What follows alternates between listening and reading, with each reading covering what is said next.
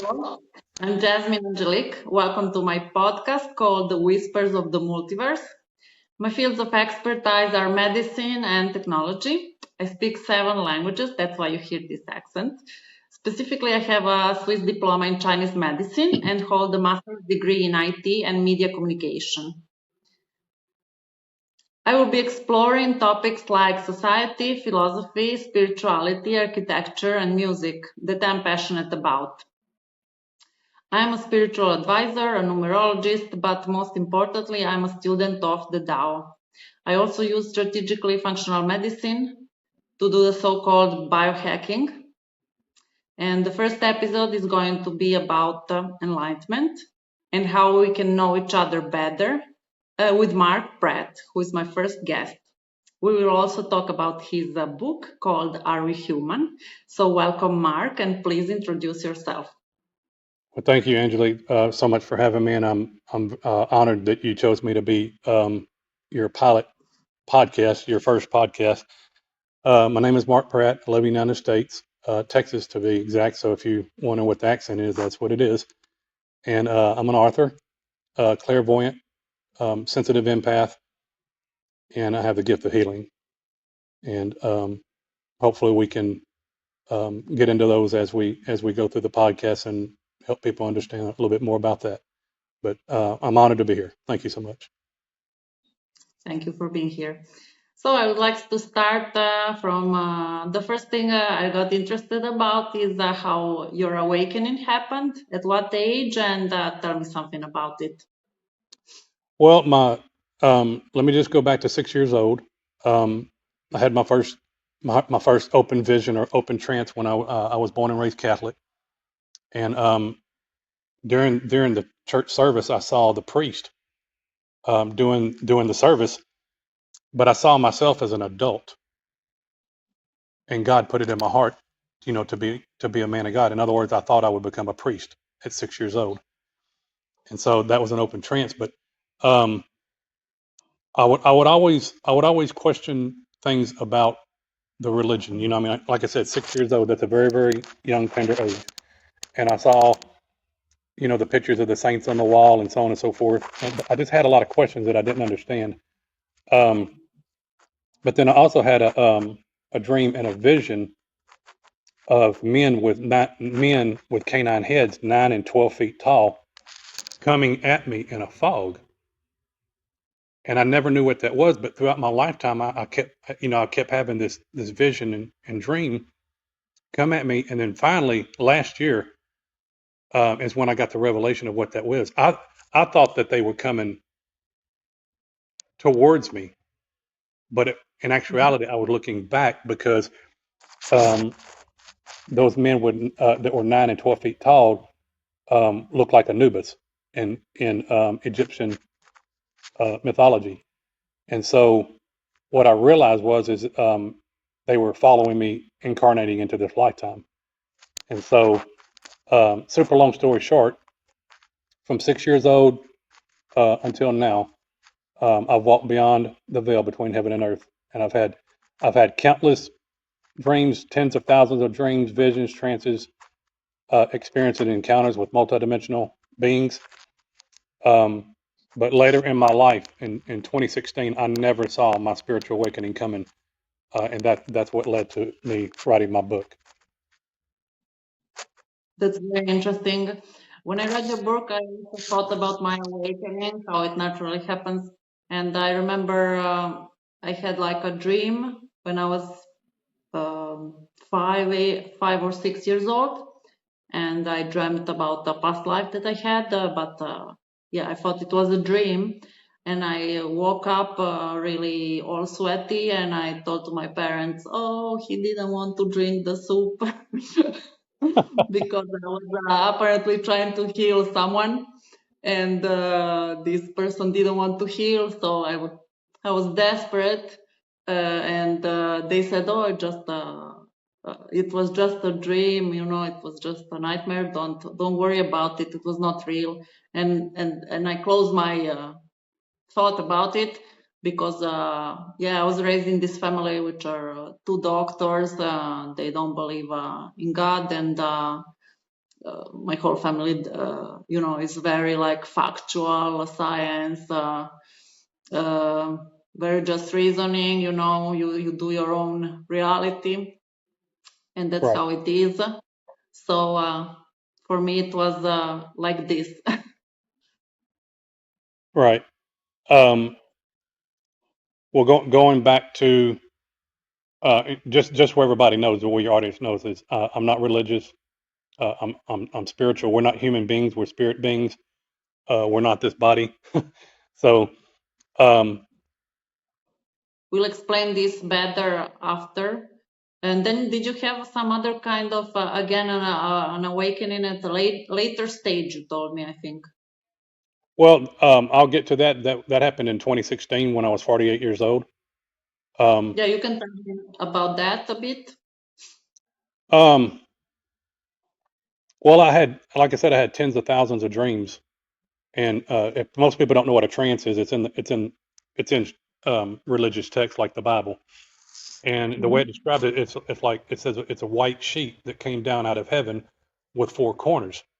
And then God was showing the apostle, um, you know, he was teaching him, but he was in a trance. The literal translation is a trance. Well, if you think about a movie theater, it's a movie screen with four corners, and you're in a trance until you come out of the movie, and the lights come back on. You're in a trance. So that's what a trance is. But I don't need a movie theater.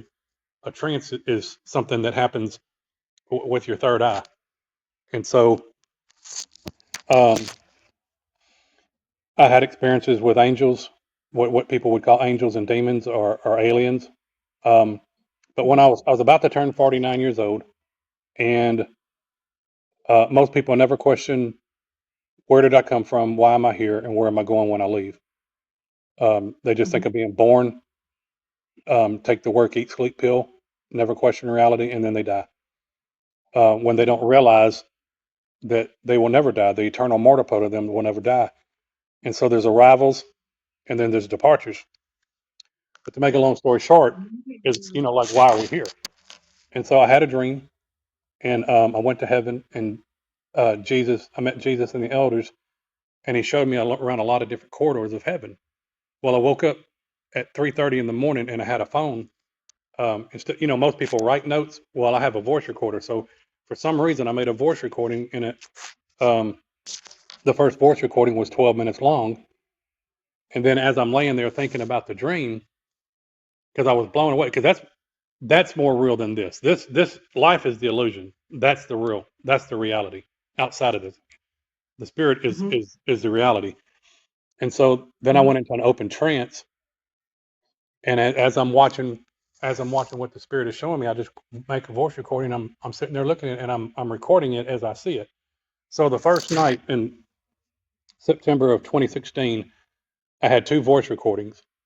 From September of Hmm. 2016 till the 1st of January, every single day I was having dreams, visions, trances, experiences, encounters. I was out of body, remote viewing, astral traveling to the beginning of creation, to the to the edge of creation. You name it. I was experiencing a full spectrum of paranormal or supernatural events. And so by January of 2017, I had almost 600 voice recordings on my phone. And then in February, people said, "Mark, you need to write a book." But the dream, all that awakening kept on through 2017, 18, 19, and so anyway, long story short, I wrote and published. It took me 2.5 years, thousands and thousands of hours of writing, editing, proofing.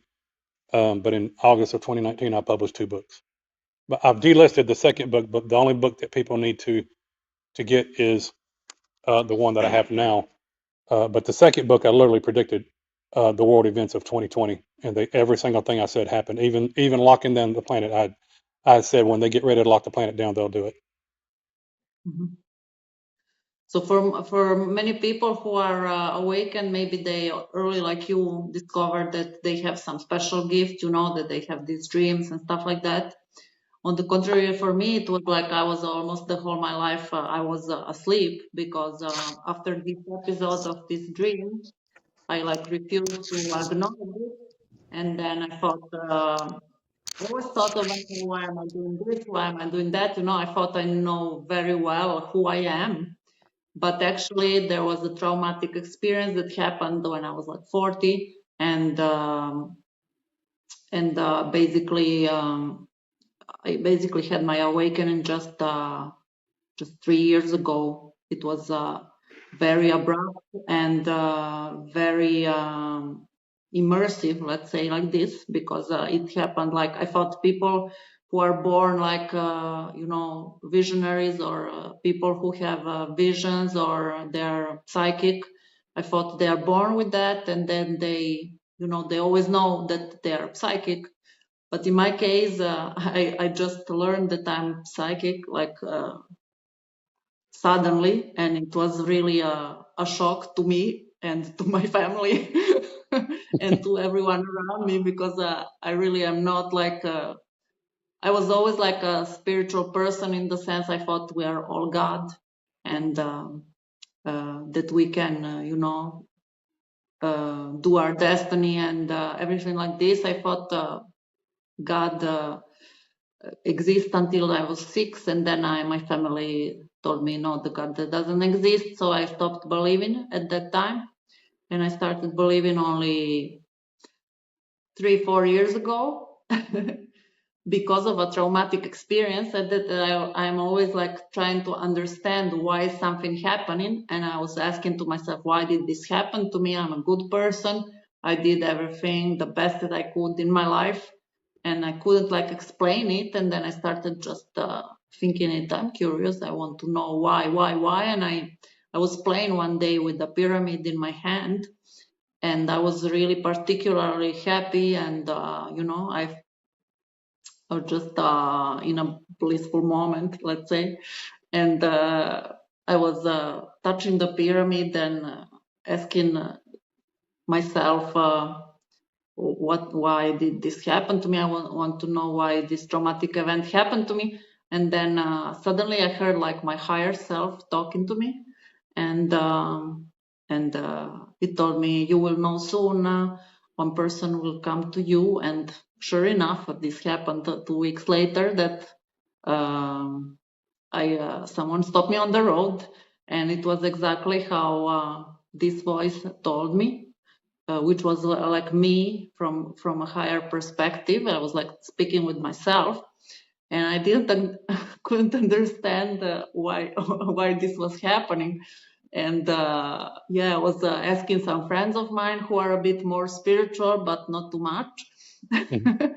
What if they knew something about it? They were like, no, I never had such an experience, And then, sure enough, 3 years later, I'm healing people remotely, and I'm doing, also kind of conversations with the higher self, and trying to know myself better, because I understood from this experience that when something bad happens to us, it's happening actually for us, and that we should just embrace it, and just go forward, and because this is a moment of opportunity, where we can actually shine. And that is why then I had a feeling that I would like to do a podcast and a bit talk about this, because there are so many people that are, just living their life thinking that everything is a coincidence, that we are just here one time, and we're just human. And I think it could be helpful for people who are logical and, like me, uh, to actually question a bit more our reality, and to actually understand better that actually, even if we think we are self-confident, and that we are,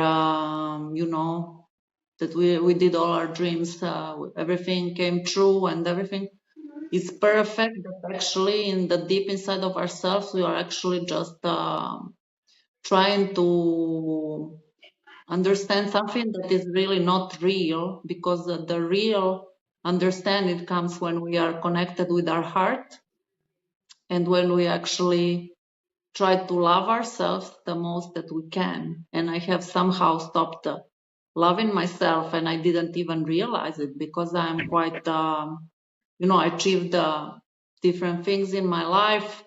And you think, yeah, I love myself. I did achieve this and that, but actually it's not even enough to achieve something for you to be loved by yourself. And at the end, it's like we are like here to just remember who we were, and to forget what we were taught all this life, and just follow our intuition and connect to our heart, because this is where the true knowledge comes from. What do you Right. think about that? Well, you said a lot there. So, um, number one, you're gonna have to forget everything you've ever been taught. And one Yeah. one of the thing one of the things people quote me on is I say that everything, and I mean everything you've ever been told is a lie. And some people might say, well, not everything, Mark. And I'm like, no, everything. Once you go to this level of awakening, it will challenge you to the very core of your being, the very core of your essence. And so some people's awakening is there's a spontaneous, tragic. Um, I've thought maybe that we agree to it before we come to Earth. Before we incarnate to Earth, that we live a life of lies and experience what it's like to live the lies, and then like we agreed, you know, that we would wake up at a certain time. Most of the kids coming to Earth now are fully conscious. They're not coming here with amnesia um, or asleep.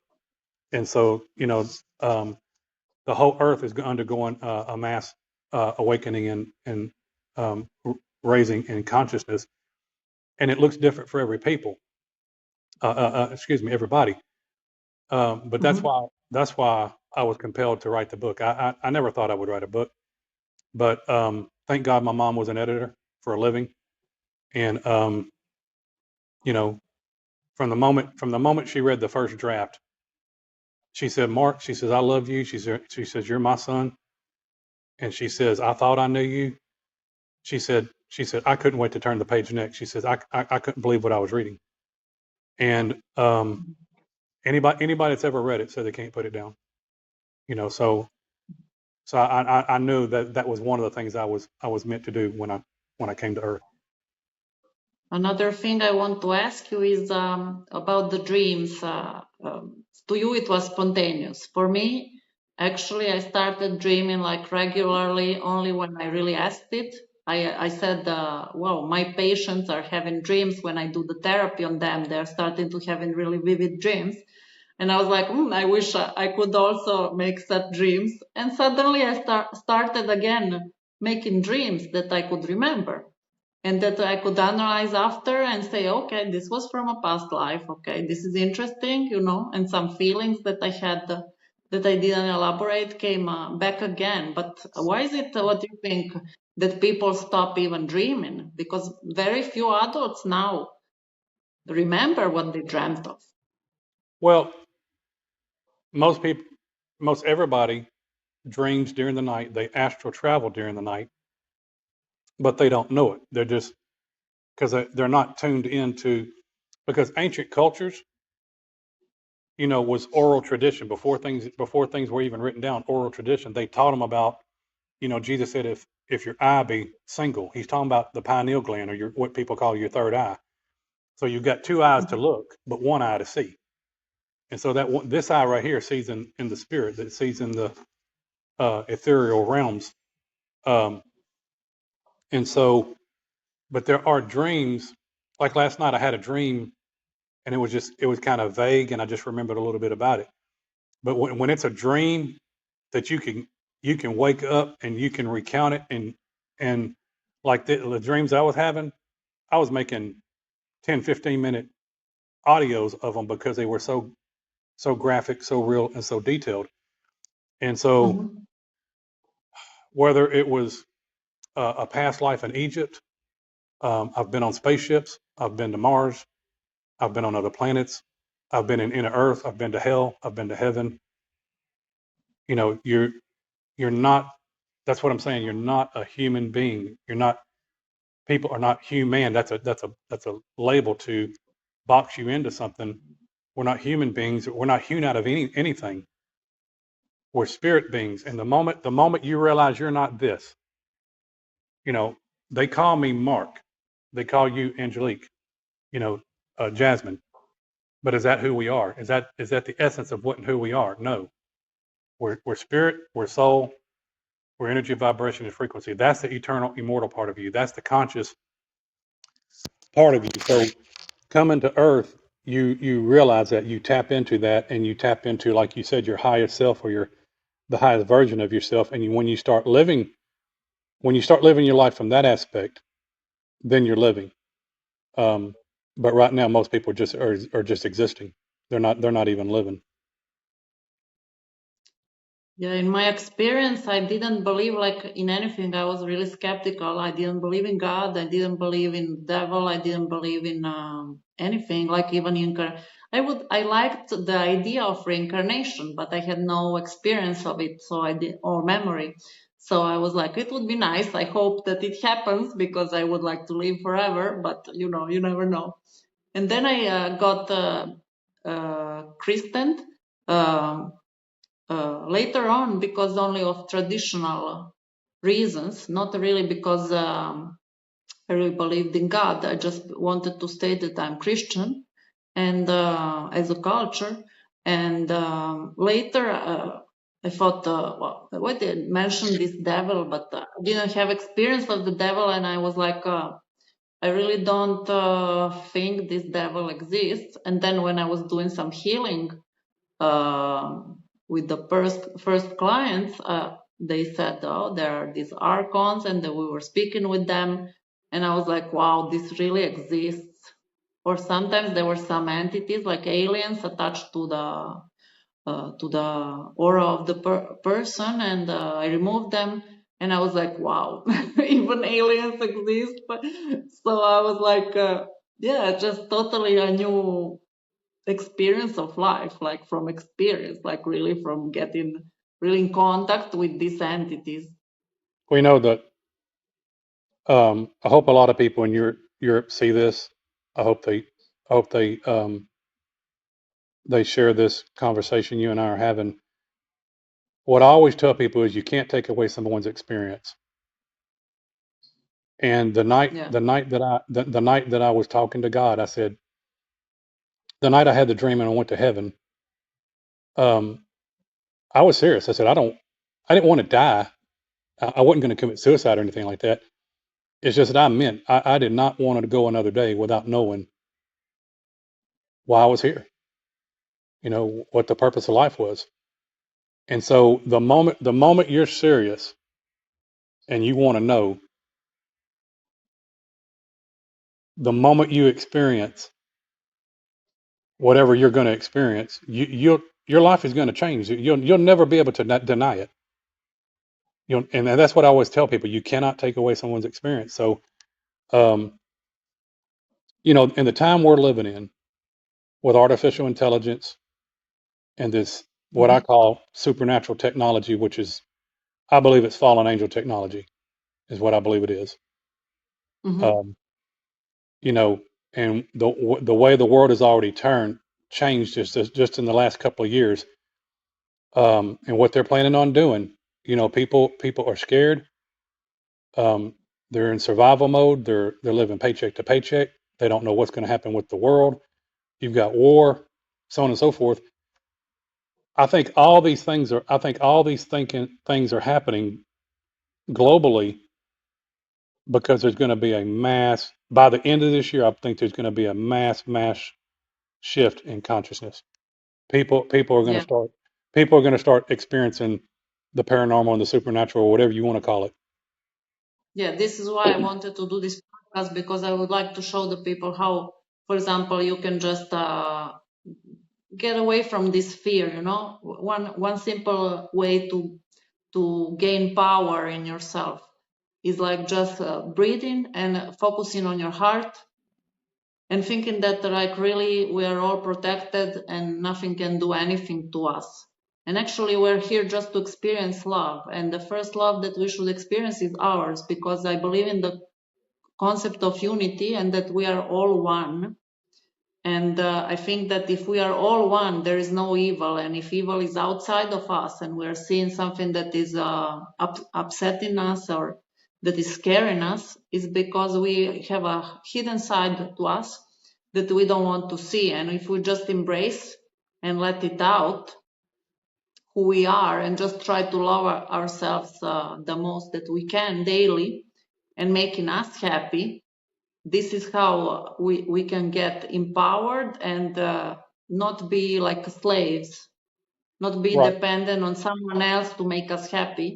Because most of the time where we are not happy with what we have in our lives is because we don't actually think that we deserve better, and we are just punishing ourselves.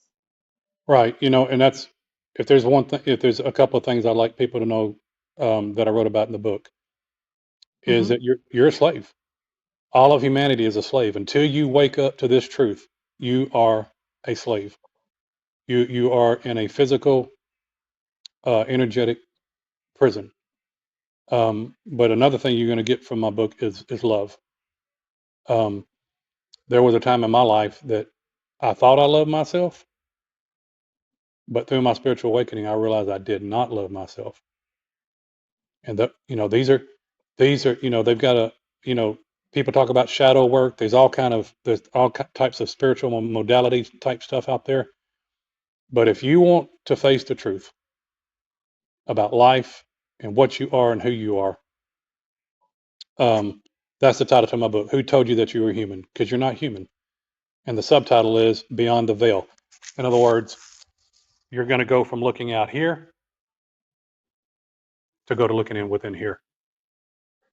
And there's it's a world beyond your wildest imagination. Yeah, and a lot of people in the spiritual world, they talk about this, the shadow part of you, but they really don't explain exactly what it is. And I had a big struggle to understand what people mean with that. And yeah, I didn't really see this part of myself since recently, until recently, sorry.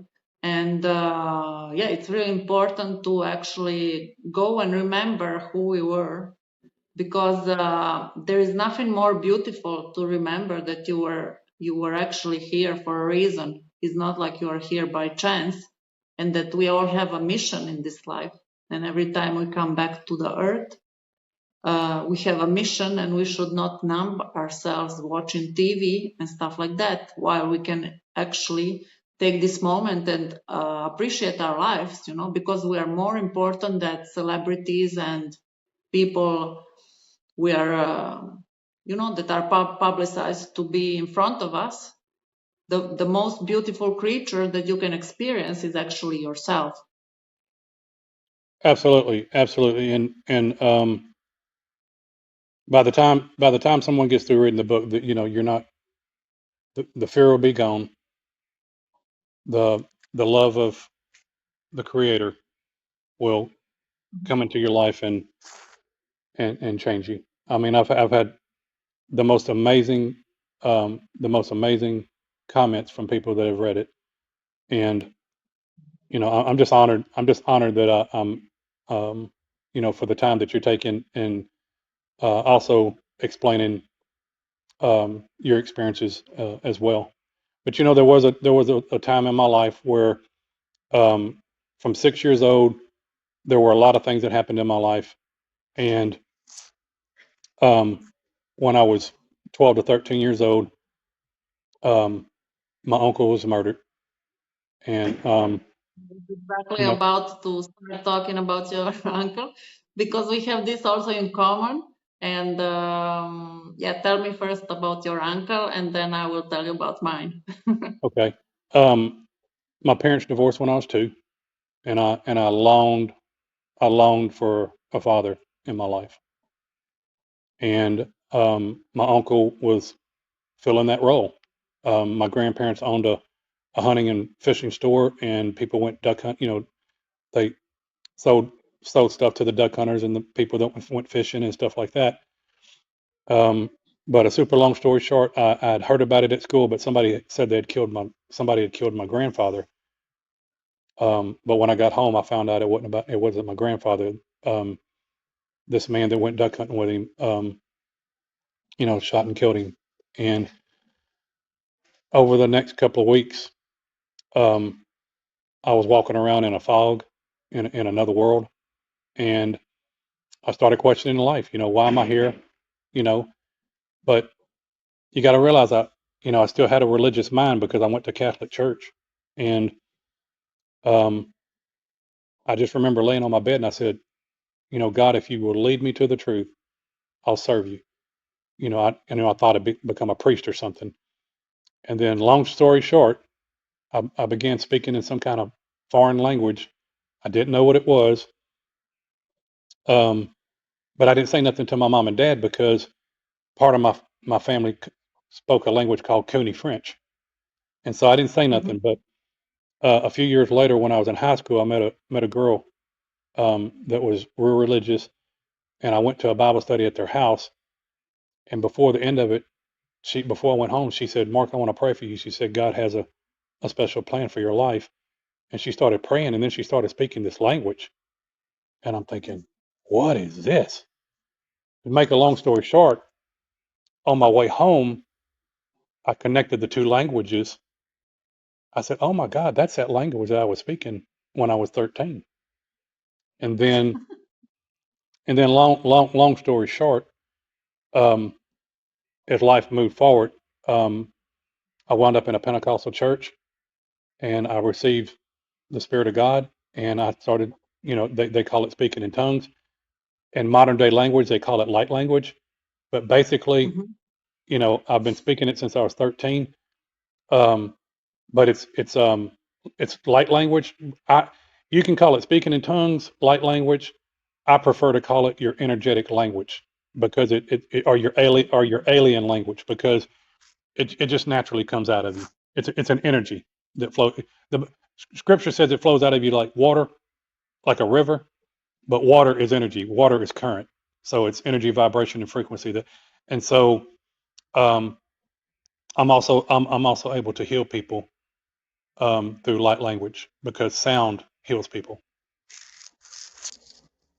That's So that yeah very that that cool. that, that traumatic event was you know the spiritual awakening isn't for the faint of heart. It's and I think it's a lifelong journey. I don't, but there are spontaneous events in life that trigger this to happen. I had also once an experience that I was speaking some weird language when I was playing with my friends, and we were pretending we were like, pop stars or something like that. And Mhm. then I was like, I started singing, and I had a melody in mind that I didn't know how it came to me, but I actually started singing in a language that I didn't know what it was, and it came out of nowhere. And I sang like for an hour in front of them, and I was like, what is this? But it was a beautiful melody. I don't know even how the music came to me. And then at the end I stopped and I said, I will never sing this again.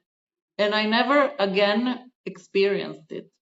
And I'm wondering now, because I heard about other people that speak this light language and stuff, and I was like wondering, will it come back someday? Because I'm like really fascinated with it. Well, I'm really fascinated. what I would like to help people understand is the earth has a kingdom which is controlled by principalities, powers, and rulers of darkness, which most people call the devil or Satan. Hmm. But your human language can be distorted and corrupted. But Yes, that energetic language goes straight back to God or your creator, and it cannot be interrupted or intercepted. It's a straight connection to God. And so I like this I because would I would I yes. would hi- I would highly encourage people to seek that aspect of their, you know, it's natural to be supernatural. You know, this stuff is normal. You know, once you start Yeah, tapping into these very abilities, important what you said. What you said is telepathy, very important. Sorry. telepathy, telekinesis, you know, Yeah. that's just that's just muscles you haven't worked. You know, once you start using them, then it becomes, easier. What traumatic experience did you have in your life? Just a moment. I wanted to just stop on for a minute and talk about this, the importance of using the language, to using a language that is positive and that doesn't have words that diminish or hurt your spirit, which is also in the philosophy of Taoism. And I'm fascinated about it and I read a lot about it. And they say that you should not speak words that like are negative or diminish your spirit, because actually we create our reality. And I thank you for mentioning this because it's really true. Right, and Also, you'll learn during my awakening, I was learning about things like cymatics, gematria, mhm, Nikola Tesla, um, yeah, all we'll these come to that later. all these things were coming in, and things start making sense. So at the end of the day, you're going to learn about energy, vibration, and frequency. You're going to Yeah, start tapping. You're going to start tapping into. They say that we're surrounded by angels or demons all the time, or the spirit world. You'll start tapping into it. Is what I'm trying to tell you. But yes, yeah. what were you going to I say? also What experience did you have? I wanted to tell you first about my uncle as well. So I was very connected with my uncle since I was born, and he was like my favorite person on earth. And he was really a eclectic person, not only because of professional life that he was really developed himself really well in career and sports. He was like a dentist, but also a manager of a hospital and also a soccer player. And doing all this really at a great level. And he was like my model. I was always looking, uh, to become someone good like him, because I was really fascinated with him. And unfortunately, he died when I was like very young. And yeah, it was a traumatic experience. But when I became a healer, let's say became in the sense I understood that I was a healer, I remembered. Yeah, I heard from other healers that they saw him actually being behind me and with other angels and hugging me in the most difficult moments of my life. um, Basically, my trauma was because I chose the wrong person, and sometimes this experience can shape you for life. I mean, you never know who you're gonna, when you are with some person together, you never know how it's gonna turn up. And yeah, I also have come to believe that actually we choose our experience, and probably in my before coming to Earth, I have definitely. I'm sure that I have also chosen this traumatic experience to understand that this person didn't actually love me, because I understood that they don't love themselves first. Right. And I think that I believe that people who have really bad experiences in life, that it happens because we want to wake up. We just maybe planned to have this trauma because in case we don't wake up, that this would be our final call. And for me, it was like that. It was really a nightmare that turned up to be my best part of my life, because I'm actually doing something I never thought it would be possible to heal someone remotely. For me, it was something like I could not even conceive. It is something like magical, if you want. Now, did And you did you did you study that, or did it just spontaneously start happening? so I changed my profession as soon as I left my ex, and I was a healer, doctor in Chinese medicine. And we used to talk about, energy. but I was very scientific. My specialty was actually Western medicine in the school that I did. So I'm very scientific. I had the intention when needling someone, I had the intention to heal them. And yes, my patients would heal faster. But I didn't really understand how the energy works because I couldn't see it. And actually, the only times I saw it is when I started doing remote healing, and I understood immediately that it's working because people from other countries, like from other continents, said that they felt like I'm thinking to send energy in some part of the body, and they tell me, wow, I'm feeling it in this part of the body. And I was like, oh, I didn't tell you. I was actually sending it exactly there. And I was like, oh my God, how is this possible? It's really amazing. Absolutely, and I'm actually going to start doing this on what they used to be Twitter, but on X. Um, Yeah, I do light language and spirit travel to heal that's people because there is no, even science will tell you that there is no distance. Um, um, yeah, it's string like the string string so-called string quantum theory or entanglement. the double slit experience will teach you that um, we're connected. In other words, if we focused on a crystal city and a star system far, far away, we could actually, you know, with our mind and our imagination and our energy, transport ourselves. So healing somebody on the other side of the world is no, it's not it's not hard like people think it is. Yeah, exactly, because it's actually just physics, because in physics it exists. It's called quantum entanglement. Right, And because they also said that the universe is actually a metaverse, like there are different universes existing, different realities existing at the same time, and we can just skip realities, depending on what frequency we have.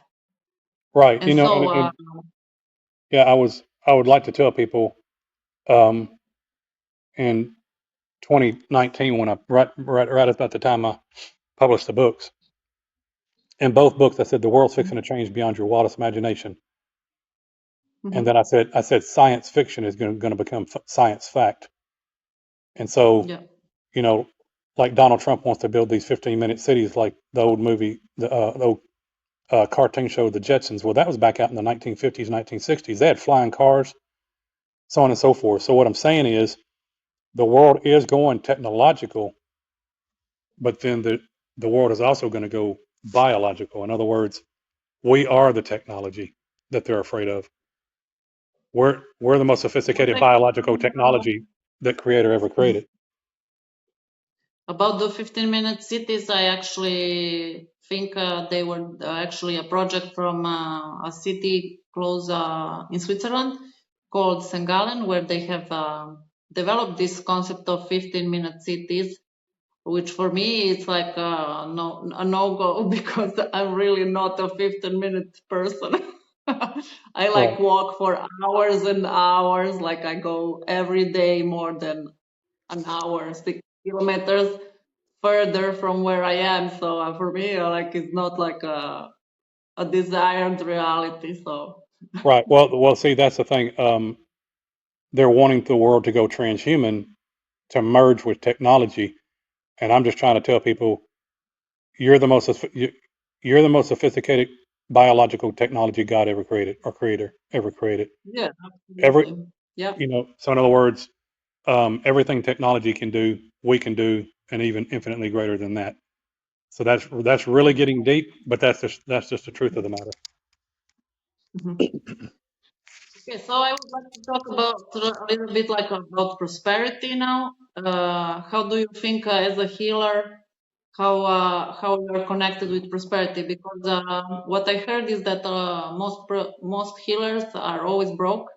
So I want to go deeper into this and solve this type of mentality. Okay.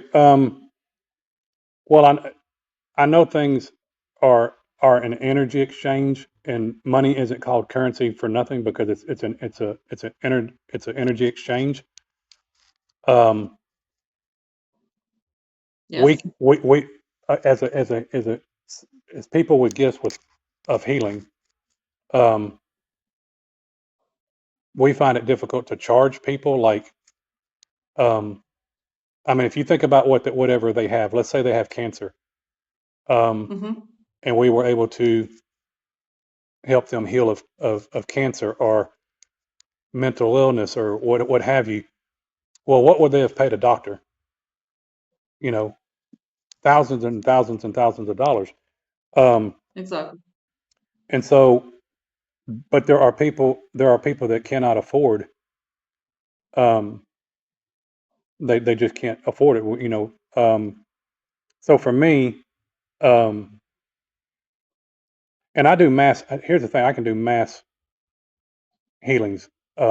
If 10,000 people were to be listening to me, if they took healing is frequency. If you in other words, you could heal some people that I probably couldn't because you've got a different resonant signature. You've got a different resonant frequency. And so the people that resonate with you, you would be able to heal them. The people that resonate with the people that resonate with my energy and the sound of my voice, they would the universe would align me with them, and they would align people with you. Um, but I I I wouldn't know what to charge. I mean, do you charge somebody $100, $500, $1,000? Because as a healer, most healers are empaths. I'm a very sensitive, super sensitive empath. I can feel people's energy. I can pretty much know their thoughts. Um, and so on an energetic level, I think if people knew what we went through on an energetic level, um, you know, they would understand the importance of it's also a pure heart frequency. So we want to do this because we love people and we have the gift to do it. Um, Yeah. but I, I wouldn't know how to charge somebody. I'm just being honest. Well, I think what I'm sensing is like there is a little bit of a feeling of not being worthy to charge, because in the past we were not supposed to charge because we had everything for free from people, like we would get food and transportation free. So in this sense we are not maybe used to being paid. But in the today's world, I think it's very important, since it is an exchange of energy, as you said. I think it's very important to actually charge and not give it for free. But in my opinion, also we have to be empaths, and if our higher self says this person deserves a healing, even if they cannot afford it, I would still do it actually.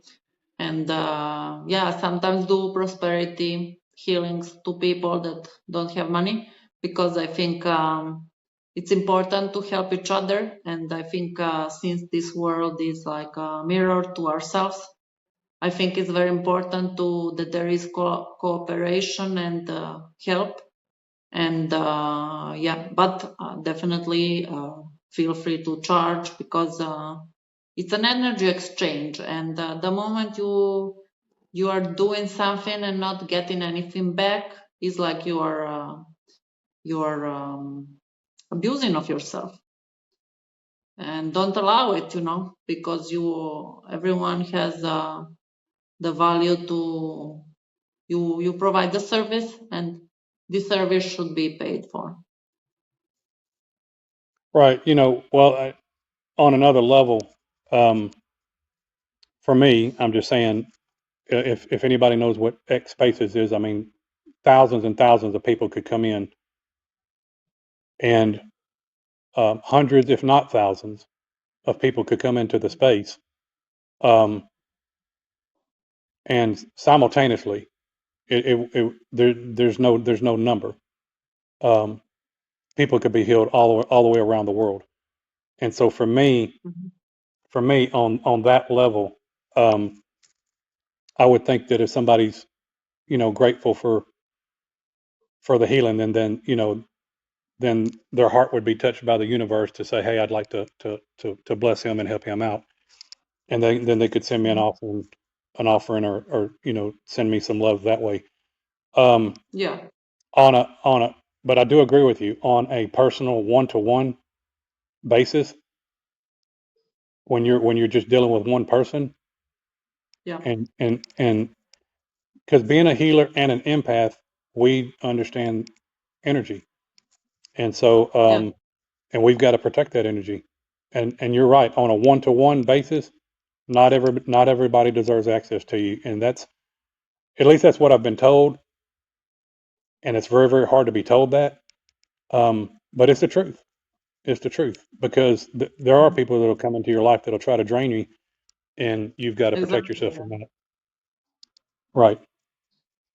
But there is a bit an aspect of yourself that I think that wants to punish yourself because there is something more that you want yourself to learn and that you didn't yet learn. So I think we can talk about that another time and see what comes out of that. So Okay. now I would like to talk about Nikola Tesla and how important he is for you. He was one of the most gifted souls that has ever incarnated to Earth, just like Jesus. Um, and if you know anything about him, then you realize he got his information from beyond the veil, which there is no veil. Most people think there is a veil between heaven and earth. There is no veil now. And so anyone can access heaven, or they can access the Akashic records. They can access the field of energy, whatever you want to call it. They're calling it all different kind of things.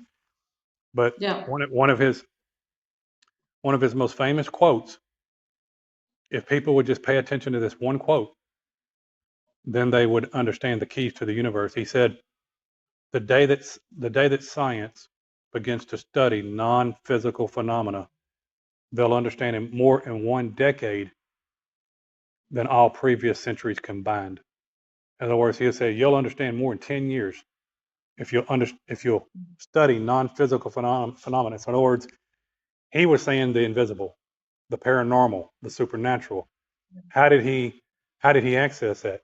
Dreams, visions, trances, experiences, encounters with multidimensional beings, at or some point in his life, he was approached by some psychic and they wanted to go into something deeper, but he was not having enough time. He wanted to do his research and, for humanity and the grand peace. So he right. didn't, he would definitely would have been a great psychic. And And I you know think, the sad thing is he died alone. He died yeah, alone, and he died broke, and and poor. right, and poor. And so he was a true humanitarian, and Yeah, the government went in there and they took all of his life work, and they either suppressed that knowledge, or they reverse engineered it and weaponized it against humanity. And so people really need to understand the life work of Nikola Tesla and what governments around the world have done with his technology. So the technology we have today was meant for us to have for free, because there is yeah. wireless technology, and we can talk about the pyramids whenever you want to. Um, Yes, after. so yeah, so it's very important that people understand Nikola Tesla.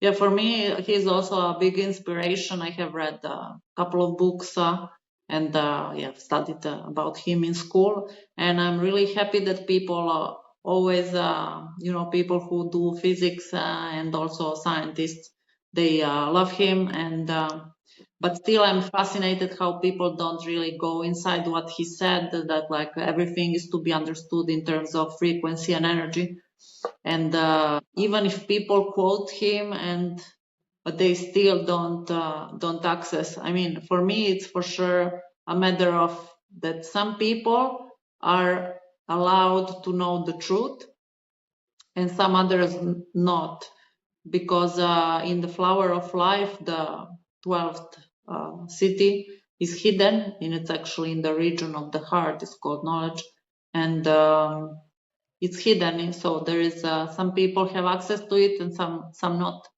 And for me it's funny like to hear people like saying, oh, the frequency 432 doesn't work, and this other frequency doesn't work because this is just a sound or whatever.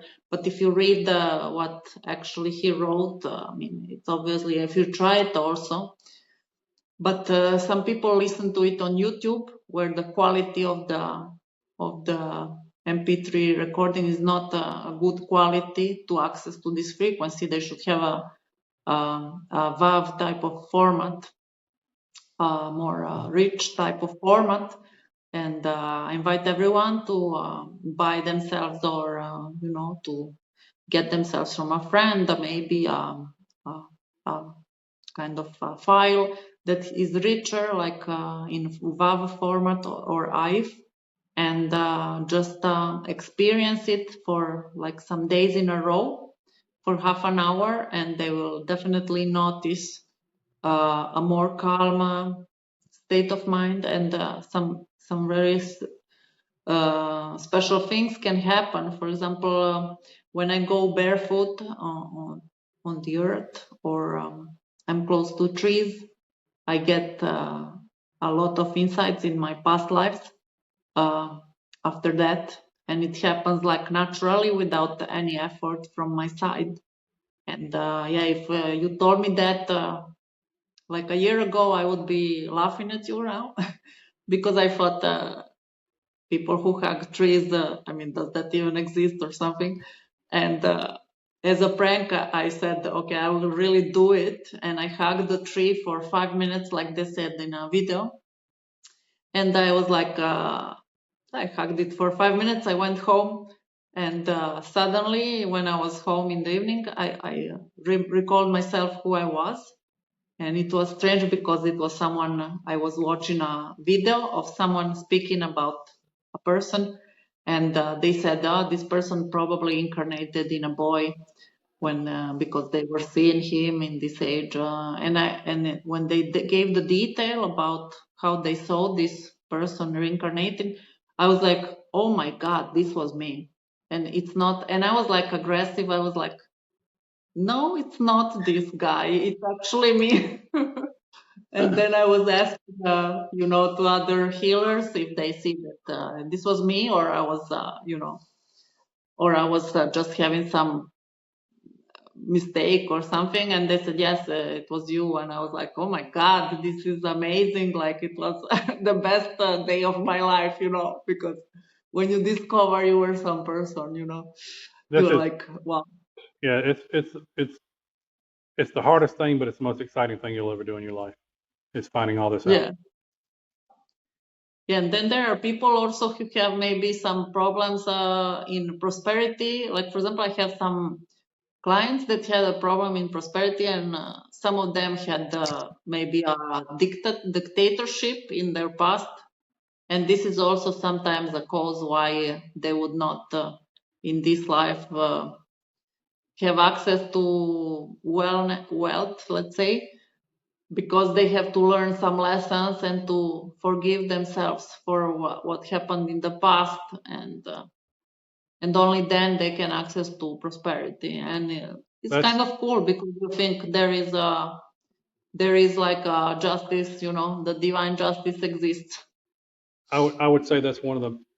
There's so many reasons, so many things that I wrote in the book, and so many reasons why people should get it is because if you're wondering why your life is the way it is, Yeah, um, that's I didn't want people to be in pain. I didn't want them to suffer. yeah. When I wrote the book, I said if I could just save one soul, if I could just help one soul have a better life, then it's worth it. But the sad truth is everybody on this earth needs it. And then let's talk about a little bit about the pyramids. Okay, so long story short, just immediately after I published the book, um, I God source began to show me again in visions, dreams, trances, every way imaginable, how CERN, in Switzerland, the Hadron Collider, um, artificial intelligence, and modern technology creates the matrix system. It creates a base system, which ultimately keeps people unconscious. It keeps them at a very, very low frequency. It keeps human consciousness down. And then I started seeing all the different crimes that these people that are in charge of that are committing, and it made me want to throw up. And um, I just asked the creator. I said, "Why are you showing me this?" I said, "Is there anything that can be done?" And then my mind exploded about the pyramid, and I started accessing the Akashic records, the halls of Amenti. I started remote viewing, started astral traveling, started out of body experiences, started interacting with interdimensional beings, multidimensional beings, and ultimately, the pyramids are the pyramidal network. There's the Great Pyramid, which is the key or the switch to the entire pyramidal network.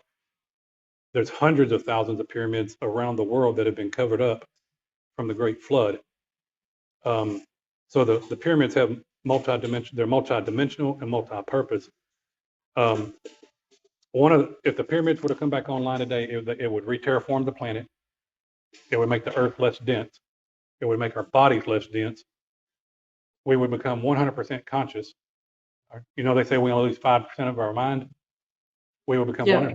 our minds will become 100% active. They say that our 95% of our DNA is junk DNA. No, it's not. It's just not active. Yeah. Our DNA would change. We would go from 2-strand DNA to 2-strand carbon base to 12-strand crystal base. But the number one thing I'd like to tell people is the Great Pyramid that most people don't they think it was a tomb, which is ludicrous, but they either think it was a power plant or a hydrogen reactor. It may have been repurposed for that at one time in a different epoch, but that is not one of its prime functions. Its prime function is it's a harmonic resonant instrument to transform human consciousness. I'm gonna say that again. It's not hermetically sealed, it's harmonically sealed. So it's a harmonic resonant instrument to transform human consciousness. It'll literally hemisync your brain. So if the pyramids were to come back online, all existing technology would become obsolete because that's original technology that's in harmonic resonance with the earth and the universe. Yeah. I said a lot there. Yeah, I was watching today a video about the pyramids as well, that were connecting the pyramids with the music and the proportion of the third major and sixth minor, and talking about this as if it's like the masculine and the feminine, and it was actually very interesting. I just recently discovered this cool podcast that had some really big questions about spirituality, because I heal, but most of the time I don't know actually what I'm doing, because to me it comes all natural. And not having been in the field of spirituality, for me, yeah, from one point is very good, because you are not exposed to some fraud. People stating they're psychic but they're not, and they're just maybe putting some bad energy on you, or stopping your evolution, because some healers, when you do heal with them, they put some symbols on you so that you cannot progress if not with them, and stuff like that. So from this point of view, I was lucky that I immediately went on a high level, and not like, I don't depend on someone giving me the knowledge, because I'm doing it all naturally, how it comes with my intuition. But yeah, I saw some cool podcast the other day that was called Know Self, and there was a guest called Robert Edward Grant that Yeah, I know him. was talking about the pyramids. Have you heard this podcast? I've seen the podcast, and I know who he is. Yeah. And he was speaking that in the pyramids he found these proportions of fifth to fourth and third to second and second to first, and then he was speaking about this, the masculine and the feminine, and it was very fascinating. I think I will watch it another time, because I'm a musician, so I'm very curious about these measurements that he did in Egypt.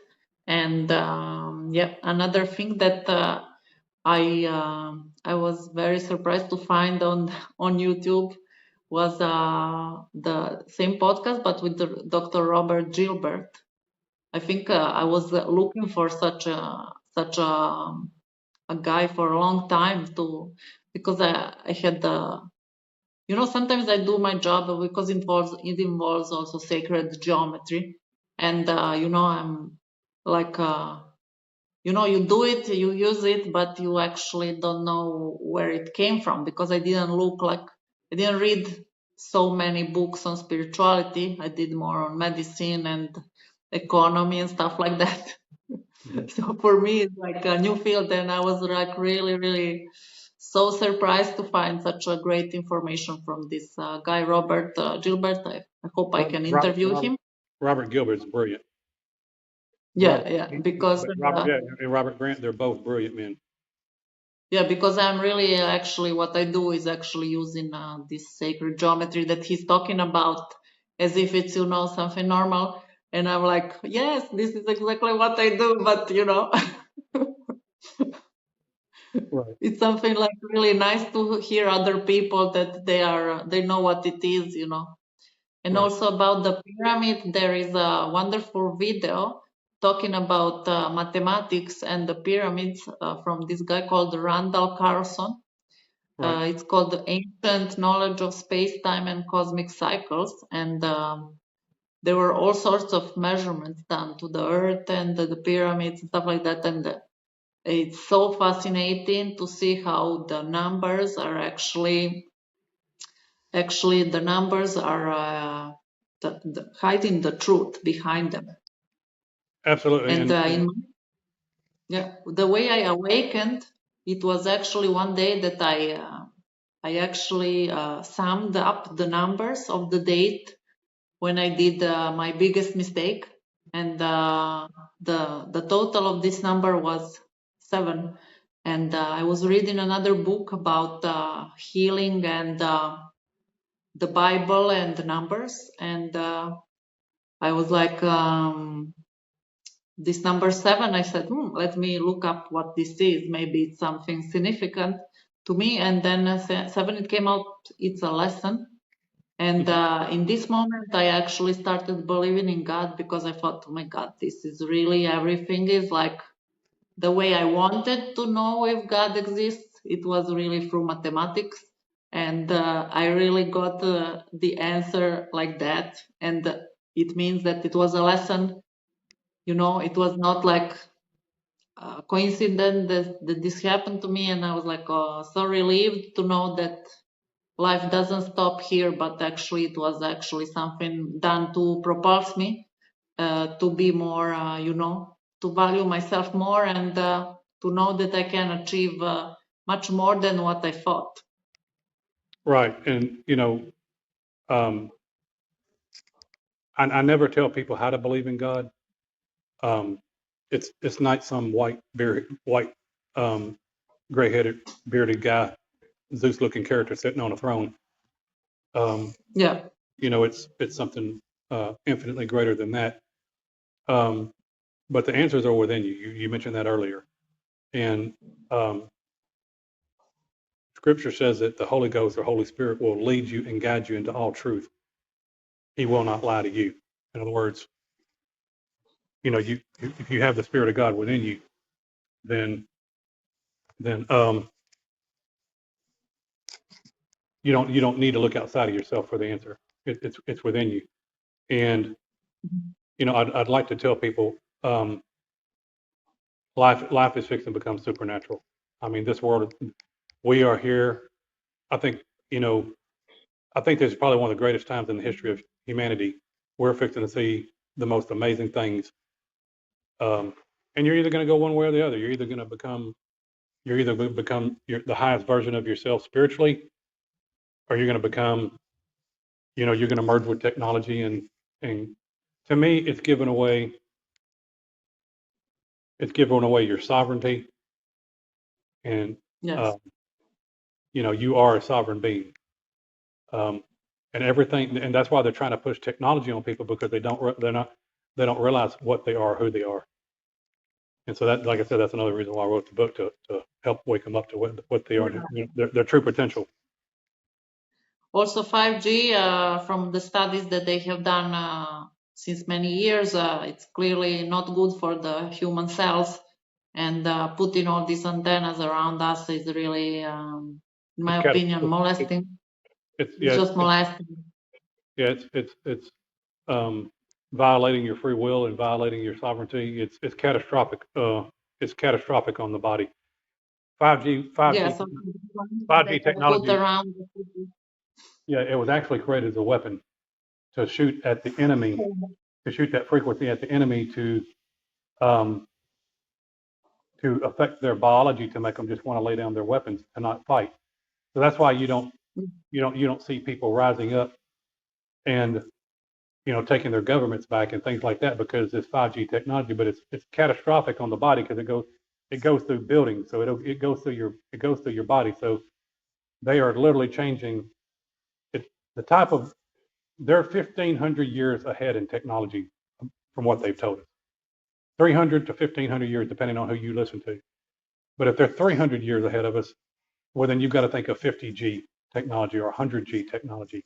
They give us outdated stuff, but the stuff they give us Yeah, is technology catastrophic. is advanced, but their minds are actually not so advanced, because it's really, really dumb to do something like that, because at the end of the day, they're gonna come back again here and they're gonna be punished through karma, they're gonna be punished again, and it's just stupid what they're doing. It just doesn't make sense. To me, it just shows me how damaged they are as human beings, how little love they have gotten from their mothers and their families, and they're like taking it up on people, just molesting people without reason, because they are feeling just not well. They should Yeah, look for a doctor, not work in government. yeah. Molestation or rape. They're violating people's. They are forcing this on people, and they don't even know it. They're violating people's sovereignty, and they're violating their free will. Yeah, we come here, sometimes we are, we incarnate with high frequency and high consciousness, and sometimes we incarnate with low consciousness, and you don't know what you're doing, You're working like a robot, but you're not actually thinking about what you're doing, and you're thinking, oh, this is harmless, or I can get away with it. But actually, at the end, you're still human, and at the end, you're gonna regret it, and you're gonna be punished for it, because you get some kind of cancer or some kind of disease that gets you out of here in no time. I mean, it's just stupid what they're doing. I think it's not worth it. How much is worth it to do a crime like this? It's not worth it, in my opinion. Right. Anyway, let's talk about psychedelics, because you talk about it in your book, and I would like to talk about it as well. Okay. Well, let me be very, very raw from my heart. Um, your body naturally produces DMT, the spirit molecule. That is, DMT will psychoactively ignite your pineal gland. Um, if you don't abuse sex or alcohol, then there's the chrism or the Christos oil travels up your spine every lunar cycle, and you can pull this oil up your spine. Some people call it Kundalini. In other words, I'm Yes. trying to say, what I'm trying to say is this is a natural process. You just need to learn about it. But I think if back in the 1970s, the governments got together, at least the United States government got together, and they banned all psychedelics because um, God said in the book of Genesis that He created all things, all the green plants, all the herbs for us. He said it was good for us. Okay, so when you look at something like marijuana, mushrooms, um, things like that, those are herbs, if you will, or psychedelics to immediately hardwire you in. That's your Wi-Fi to God. Um, if someone were to ever, some people are drawn to like marijuana, some people are drawn to mushrooms. Um, if I were to ever do anything, I would go down to Bolivia or Peru or Mexico, and I would go through a shamanic experience with ayahuasca. Ayahuasca Yeah. is a tree bark that they boil down and they make it into a tea. Mm-hmm. And these are very, very highly spiritual people, and they're there to safely navigate you while you travel in the spirit. Now, I will tell you this: all this can be done. All this can be done naturally. Um, Actually, I'm doing a space on X tomorrow night about the Holy Ghost, the Holy Spirit, and speaking in tongues or light language. So there is Oh, a great. yeah, there is a passage in Scripture where the people received the Holy Ghost or Holy Spirit, and they spoke in tongues or light language on the day of Pentecost. So that's why Pentecostals get their name, because they had an experience with God. So for me, I would tell people to do it the natural way and the spiritual way, which is accessing or accepting the Spirit of God in your life, and then every every paranormal, supernatural, psychedelic thing you can experience.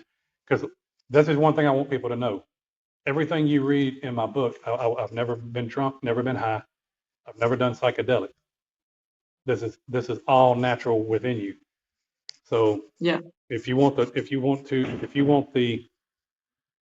knowledge to sovereignty and free will and accessing your truest highest self naturally, the way God intended for you to, it's in the book.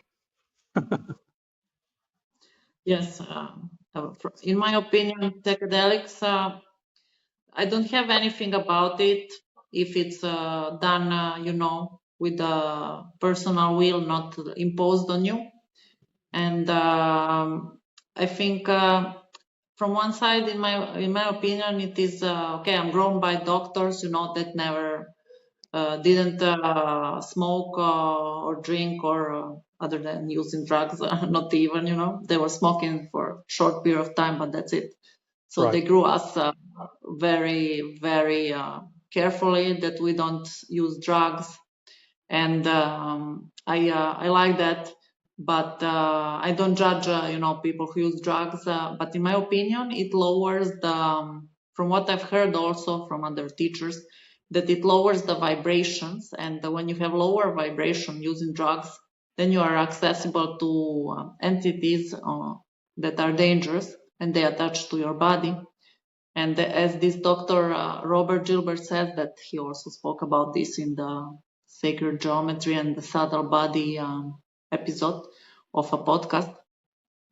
I think that there is a danger that is it now that you are having this vision because you have enlightened, or maybe are you having the vision because you are becoming psychotic, and you don't have anymore really the how can I say, the reins of your life, because it's easy with drugs to use it and abuse it, because a lot of people in our society nowadays, even unfortunately young people, start using drugs very young, and then they cannot like stop. They cannot like really control it and use it. They're not really using it spiritually. They're just using it to be stoned and not suffer, or have this brief Right. moment of pleasure. There's But abuse who of it. knows actually if they are enlightened, or if they are, having experience of just having a psychosis and the side effect of these drugs. But absolutely the one that you mentioned that is natural.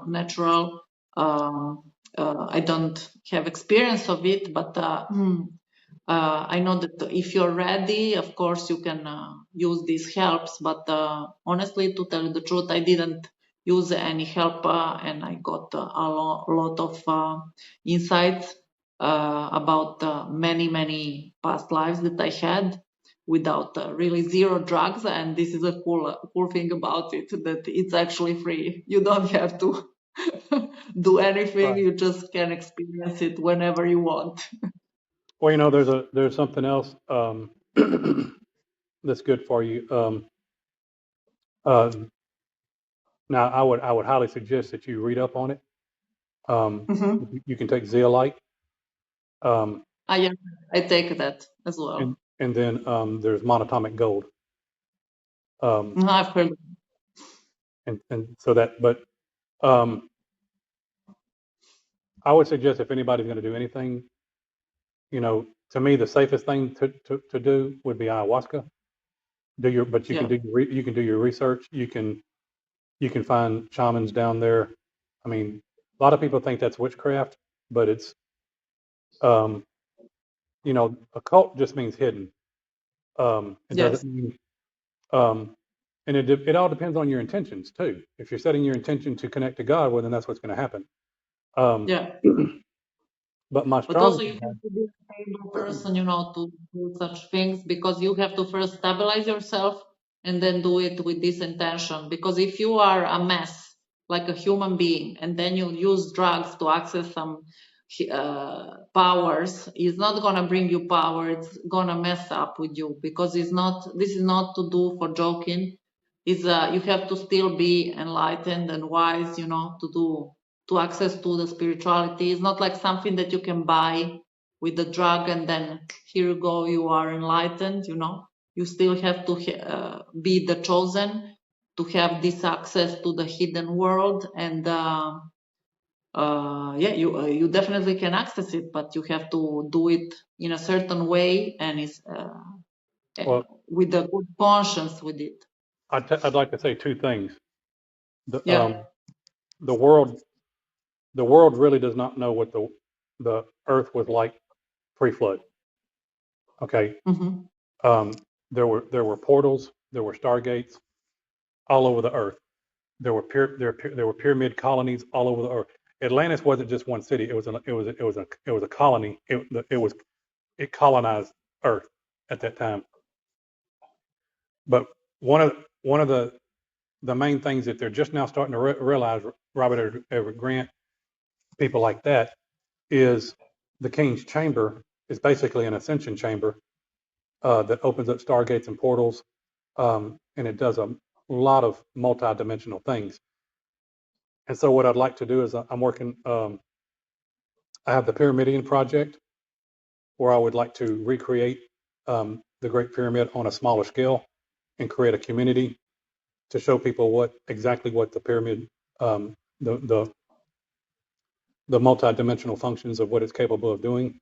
And I would do that by creating it on a smaller scale, and then using the right sound frequencies um, to allow people to heal their bodies and astral project, remote view, things like that.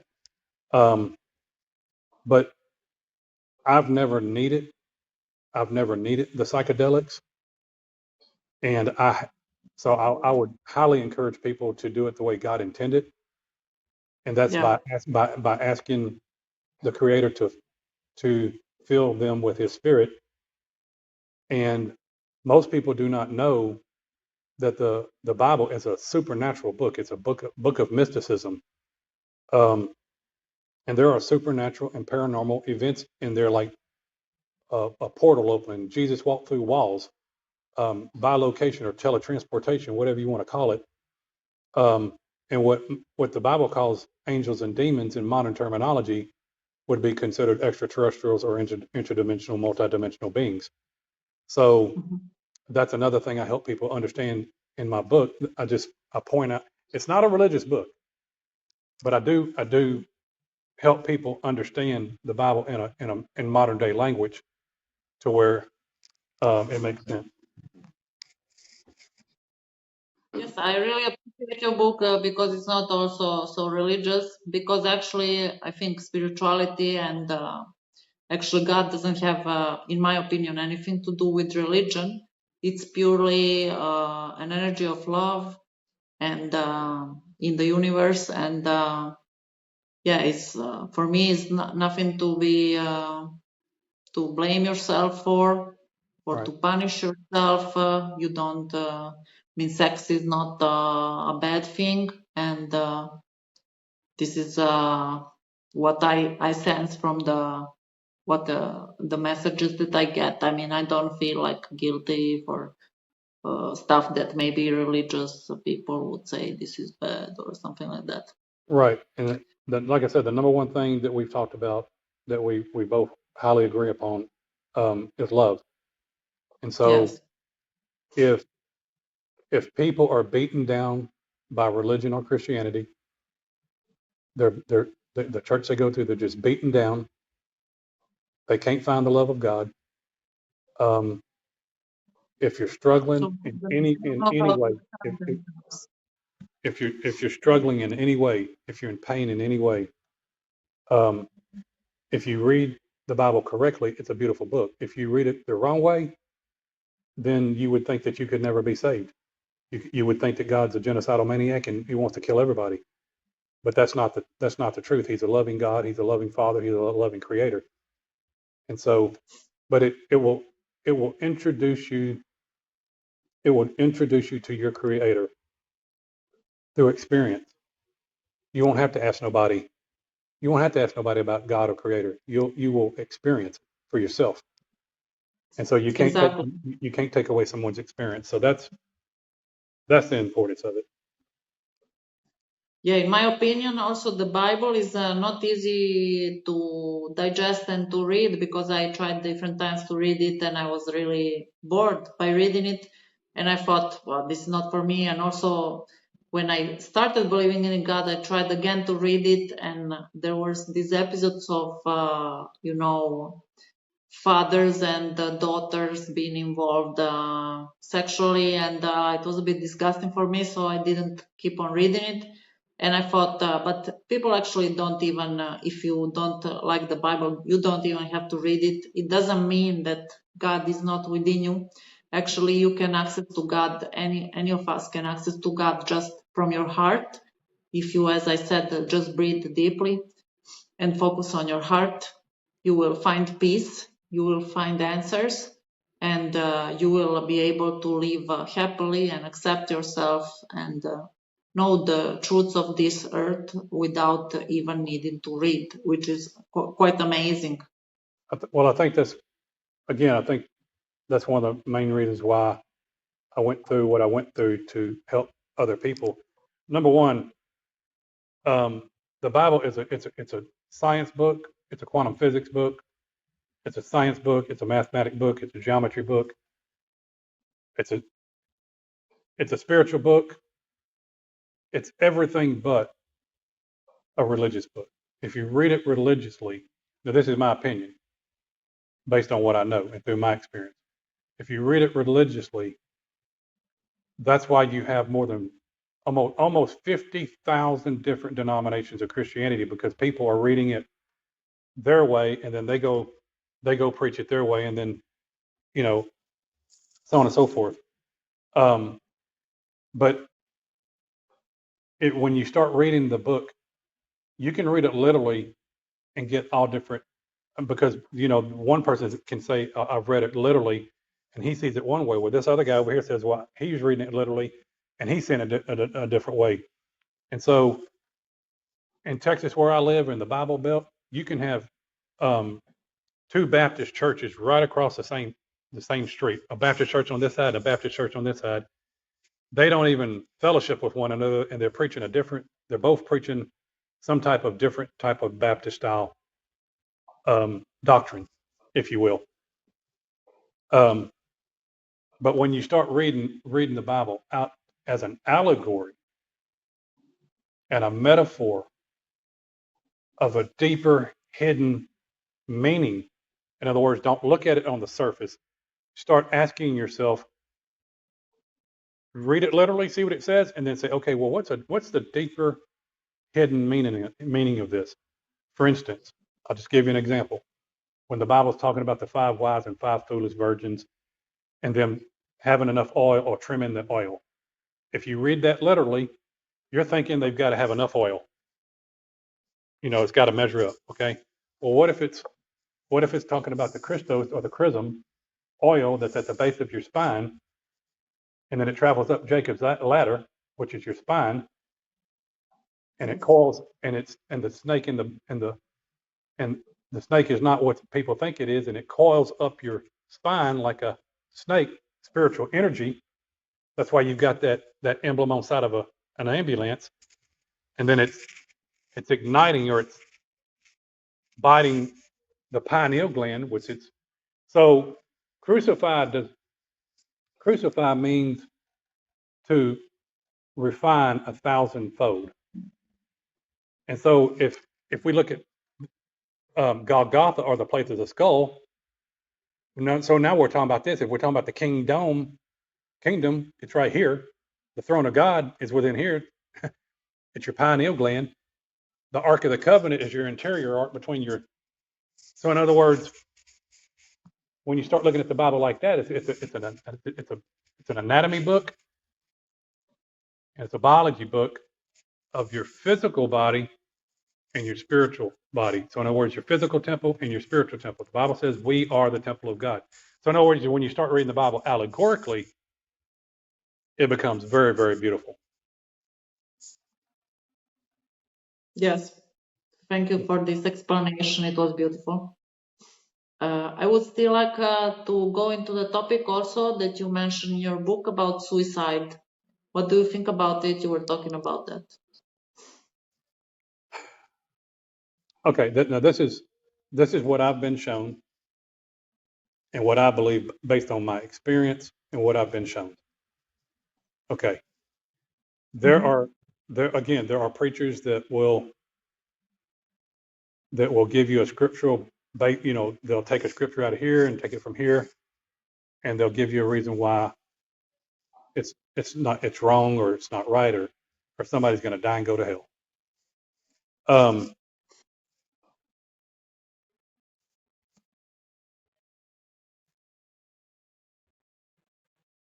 God created us, and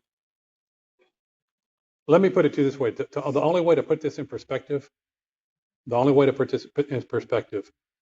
is if, for instance, if you read the book of Revelation, I read that totally different than most people, only because of the way what God showed me. He showed me the allegory of what it means. For instance, most people think that 666 in the book of Revelation, and by the way, it's one revelation. It's revealing one thing and one thing only, it's not plural.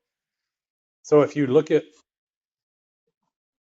the terminology 666 in the Bible, let's look at it two different ways than what we've been told. And it says it's the number of man. Well, if you look at Caesar Nero, which was the Roman emperor at that time, if you use gematria, Nero in gematria is 666. But then if you look at it in anatomically, through anatomy, we have 6 electrons, 6 protons, and 6 neurons. It's our carbon makeup. It said it's the number of man. Well, that's our number. That's our carbon makeup. So now we're looking at it symbolically and allegorically and metaphorically. Now we're looking at not looking at it literally. We're seeing the hidden meaning behind it. So to understand suicide, people are saying that if you commit suicide, that God's going to burn you in hell in this unimaginable torment forever and ever and ever. He's not going to forgive you. Okay. Well, let's look at the broader scope. There are people that believe that. Now, this is my interpretation. You got to realize, when I started looking for my answers, I thought God was a genocidal maniac. I thought we were going to go through the 7-year tribulation, and I didn't think anybody on this earth could be saved, and not even me. So Scripture says the letter kills, but the Spirit gives life. So now,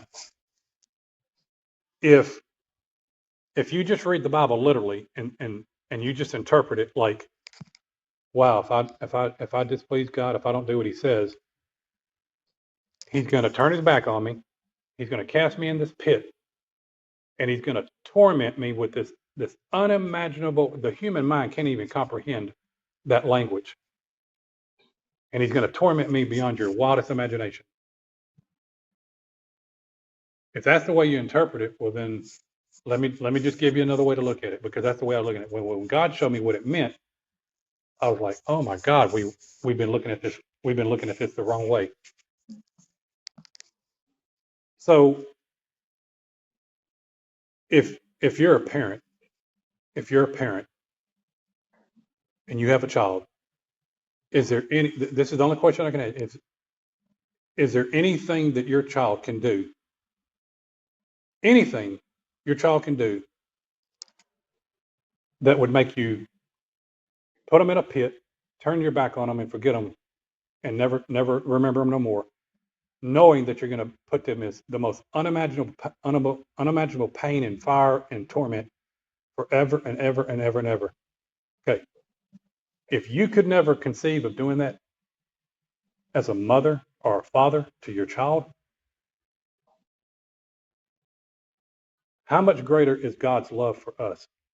If we couldn't do it to our own kids, then how can we think that this all-loving God would do that? Now, either God is love. The Bible says God is love. Now, either God is love. So, in other words, if what you're reading is not love, then maybe, just maybe, you're reading the Bible wrong. And so there's an allegory and a metaphor or some type of symbolism that is telling us that we're reading that wrong and that we need to understand the deeper hidden meaning. And so what I'm saying is, no, I do not think God would. I don't think suicide is unforgivable. And I think that when you start reading Scripture symbolically, so there's a believing seed and an unbelieving seed that runs throughout the entire Bible, but there's symbolism and allegories and metaphors that run throughout the entire Scripture. Once you start understanding it symbolically and metaphorically, then you start reading it in a different way. So yeah, that gets into a very, very deep subject, but I really cover this in the book where a 12-year-old can understand it. Yes. I would like also to go into it. For me, suicide, from what I know until now, and what I've learned as a perception, as a psychic, I think suicide is just stopping this life and going back into the life and redoing again and again the same lesson. I mean, if you are thinking about suicide, just think about it a bit longer and consider that psychic people, we see that we are having reincarnation. So this means that if you would stop your life now, you would just come back and you would learn a lesson again and again until you don't understand it. And hopefully it's not going to turn for you up that you are just suiciding in different lives, because I had also experience in the past life of suicide. So I think I'm quite compassionate with people who think about it. And sometimes you think I could never think about suicide, but sometimes life gets so difficult that you think this is the only escape. It's not, because actually when you have the worst experience in this life, this is just your moment, and it's your moment to shine and to change something. And when you change that, your life is going to be much, much better. So don't get discouraged, and keep tight, stay here, and try to see if what we are experiencing is some kind of punishing that you want to do on yourself, or if there is some other point of view, because people say you should look at something from 12 different perspectives. This is how in the ancient times people used to look at life. So first look at your situation from 12 different points, and please reach out to your dearest people, and don't listen advice, but more focus on your heart, to breathe and try to feel good with yourself, because there is no other better place that you can be than being alone with yourself. And Well, today in our society, we are just pushed to watch TV, to be with other people, to always be distracted. But actually, there is nothing to be scared, to be alone, and to think about your life. So I encourage people to actually just go into themselves and not think too fast about fast solutions, because suicide can seem a very attractive fast solution, but actually is just gonna stop your progress, and you're gonna come back and back until you learn just maybe some really little lesson that you wanted alone to experience, to be able to ascend. So don't be too hard on yourself. Forgive yourself about whatever you have done and the others, because we are actually trying to do everyone our best that we can. well, I'd like to say something here real quick. Most people that are contemplating suicide do not want to commit suicide. They just want what they're going through to end. They want it to stop. They don't see no way out. Yeah. And I would say this, that if you're listening to this, um, and you cannot afford my book, um, Jasmine is going to put the link to my Yes. X account and a link to my book. If you cannot afford it, then follow me on X and go to my link tree. I'll send you my link tree also. Um, Yeah. and then click on link tree, and then right at the bottom it says DM or collaboration. In other words, direct message me. If you can't afford it, send me a direct message and I'll send you the digital version. I'll send you the digital copy of my book. That way you can read it. 'Cause I Yeah, want you there are to. a lot of people who will help you, and also in my experience, when I had a hard time, I had a lot of people, not a lot, but couple of people that were really kind and explained to me, not really like the meaning of life, because this is what you alone have to put together, but just give you the encouragement to look deeper, read some books, and stay here, because it's a beautiful place. Even if it's a matrix, we can actually create a beautiful place here, and let's do it. Right. Uh, And yeah, we're, I know things are hard. I know things are uncertain, but I'm telling you, we're living in one of the greatest times in the history of humanity. So stick around and watch the show. Yeah, I really believe in past life contracts, and I think this is a great time to be alive, even if it looks like frightening. And yeah, I think it's wonderful, this idea to that this Dr. Robert Gilbert mentioned in the podcast, that I said, know this self. And he was saying that if everyone, no, if we would to make 12 groups of 12 people, we could actually change our world to the better. Like and this would be like some advice that he read from someone. I don't remember exactly. I don't want to say something wrong. Yeah. But I would really like to form these 12 groups of 12 people, and to show that we can really change the world and test it, because You I know, don't believe things just said, but I want to try them. So it would be good to start to form these groups, and really go to work and evolve humanity. absolutely. And I'm glad you said that. In fact, I just had a space.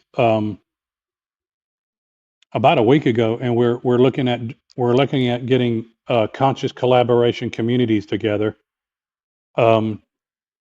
You know, you could get one over there in Europe, but we're looking to do it worldwide. You know, maybe get it on Zoom. And we talked about how to form it, like, you know, if the members would pay like, um, you know, so much a month membership for it, you know, but it's bringing people together. For instance, I'm trying to form a conscious collaboration group community to help me with the Pyramidion project to recreate the Great Pyramid.